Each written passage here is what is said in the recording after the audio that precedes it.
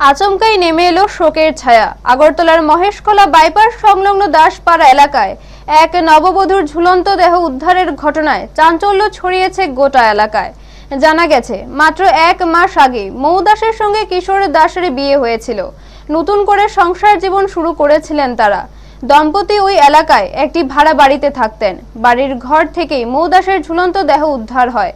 স্থানীয়দের মতে, স্বামী স্ত্রীর মধ্যে কোনো বড় ধরনের অশান্তির খবর আগে শোনা যায়নি। হঠাৎ এমন ঘটনায় হতবাক প্রতিবেশীরা।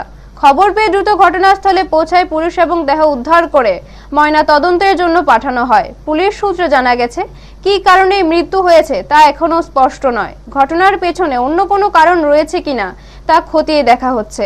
এই মর্মান্তিক ঘটনায় এলাকায় নেমে এসেছে গভীর শোকের ছায়া। সদ্য শুরু হওয়া একটি দাম্পত্য জীবনের এমন করুণ পরিণতিতে স্তম্ভিত সকলেই। ব্যুরো রিপোর্ট, নিউজ তৎকাল 24। আয়া কি দেখছেন? কোনো কি অসুবিধা আসলো বা কোনো ঝামেলা আসলো? সকালবেলা একটা খবর যায় এখান থেকে যে একটা বধূ হ্যাঙ্গিং হয়েছে। এই খবর পাই আমরা আইছি, আমরা ইনভেস্টিগেশন স্টার্ট করছি।